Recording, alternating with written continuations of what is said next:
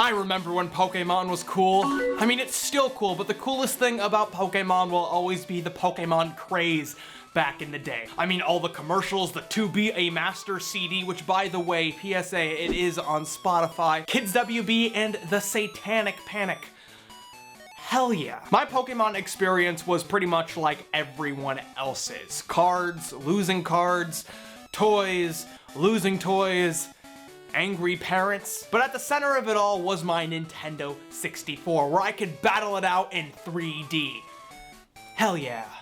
Nintendo 64. You see, when Pokemon once looked like this, Pokemon Stadium and Stadium 2 gave you an opportunity to actually see your Pokemon how they're supposed to be seen. In beautiful, on-model format, also 3D. But that's not really impressive now. Actually, you know what? The game is more than 10 frames per second, so it is impressive by today's standards. Pokemon Stadium had a limited version in Japan that only featured some fully evolved Pokemon, but an updated version added the entire Gen 1 roster, and Stadium 2, the Gen 2 roster. Other than the extra Pokemon, they're the same basic game with a few additions in Stadium 2. So let's look back on Pokemon games that let you battle it out in 3D, because that used to mean something.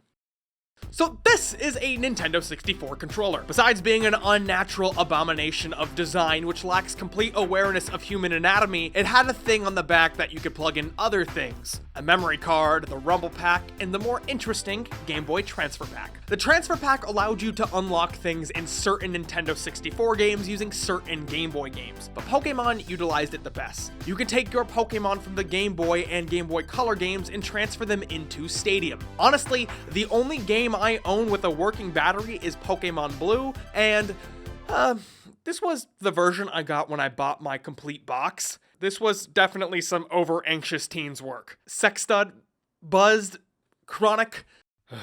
You can actually play your Pokemon games through Stadium with the Transfer Pack and the Game Boy Tower in the game. Only Pokemon games had this capability, meaning that the Nintendo 64 was capable of this technology, but Nintendo never put out software to support it. However, there was a press kit that let you play both Game Boy and Game Boy Advance games through the Nintendo 64, but this wasn't an accessory that was publicly available.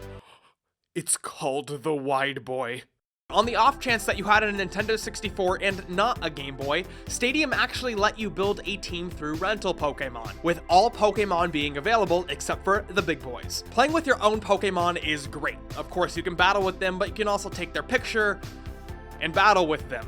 Yeah, this game offers quite a lot. Seeing Chronic on the big screen, man, I bet that meant a lot to Sexstud. But I actually really enjoyed the rental Pokemon. Even if you don't have two transfer packs, which, let's be honest, I do, but that's not the point, the game can still be enjoyed because of the rental Pokemon. I fondly remember having my friends turn around while I pick my team and vice versa. The presentation of the Stadium games is pleasantly charming. It's not just 3D, it's a whole makeover with attack animations and an announcer who is wholeheartedly excited to be there. Oh, it's Lugia! Man, that worked perfectly!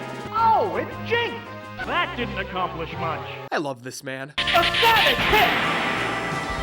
Oh no, not Charmalar. What is with some of these nicknames?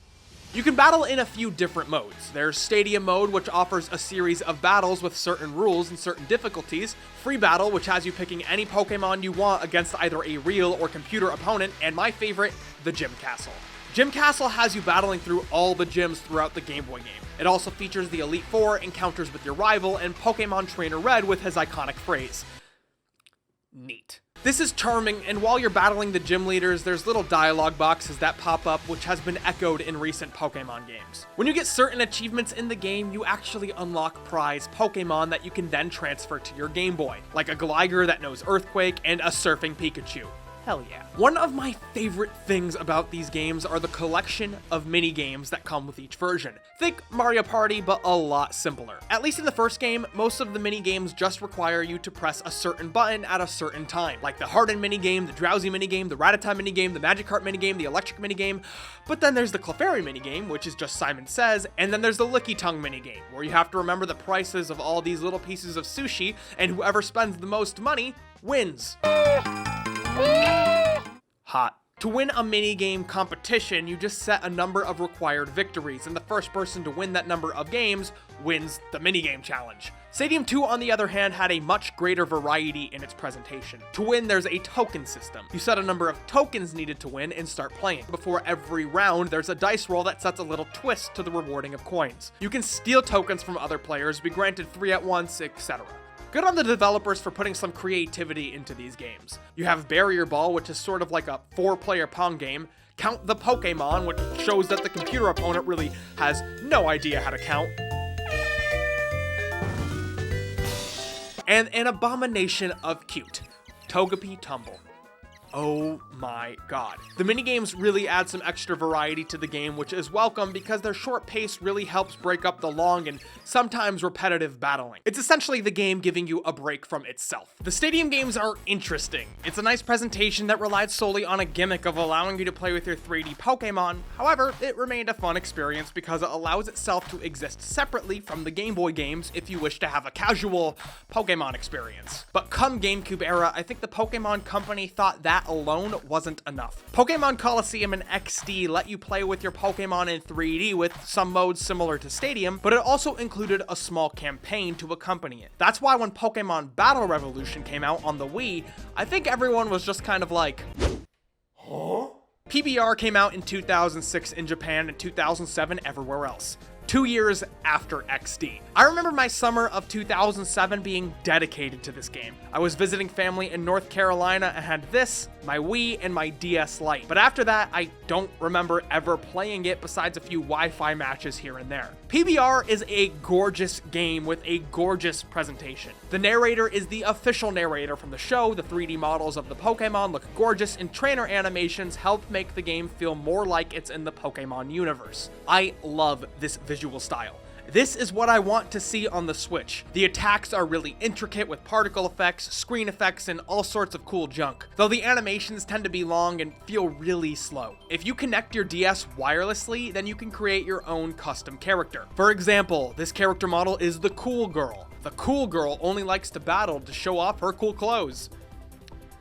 I would bring up the social implications of this, but that would be hypocritical. I think the reason I briefly changed my major to English was because I liked English teacher fashion. You can earn additional clothes and outfits for your characters to customize them even more. However, where there were tons of extras and modes in the Stadium games, Battle Revolution only focuses on the battling. And even that has limited modes. The game takes place on an island where there are several Colosseums. To beat the game, you have to beat the Colosseum challenges, which all have different rules and difficulty. You just go through trainer after trainer before finally facing a boss. Like Stadium, it can actually get pretty hard, but it's only worth playing if you have a Gen 4 game to play it with. Also, the game never updated for the new attacks and modes introduced in Platinum, so it's not completely compatible with Gen 4. One cool thing, however, is if you're battling with a friend. You can use the DS as a controller. One of the downsides to Stadium was that your opponent could see your attacks, so the DS is a cool way to hide that. Like Stadium, there are a few prize Pokemon, including a surfing Pikachu. However, because you had to delete HMs to transfer Pokemon to Black and White, now it's just a regular Pikachu. RIP.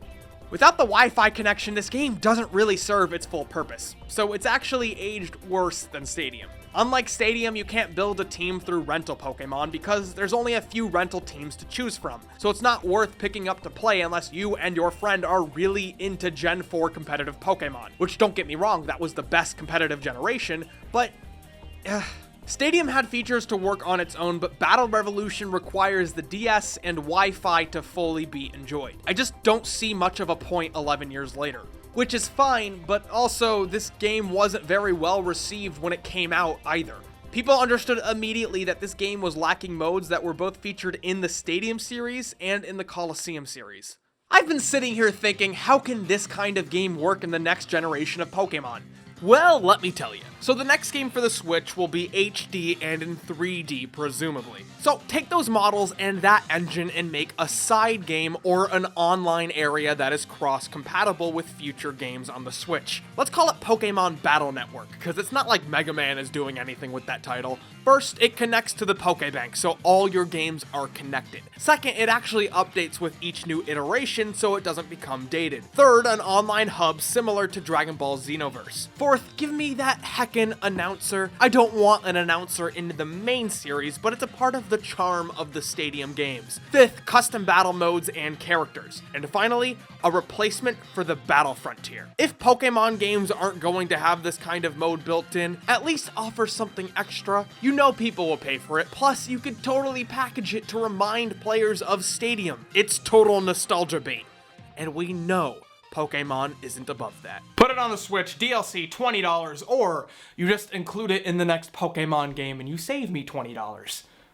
Either or. Anyways, what would you think of a new Stadium style game? I don't know if this is just something I want because I grew up with it or something that I actually think would be beneficial to the series. Thank you for watching this video. If this is your first video of mine, please consider subscribing. If you want to support me more, you can become a patron on Patreon. There are tier lists on the Patreon page. Also, if you want to stay up to date with both my convention schedule and my streaming schedule, be sure to follow me on both Twitter and Instagram. The links are in the description down below. Thank you for watching. Have a good day. I'll see you next week.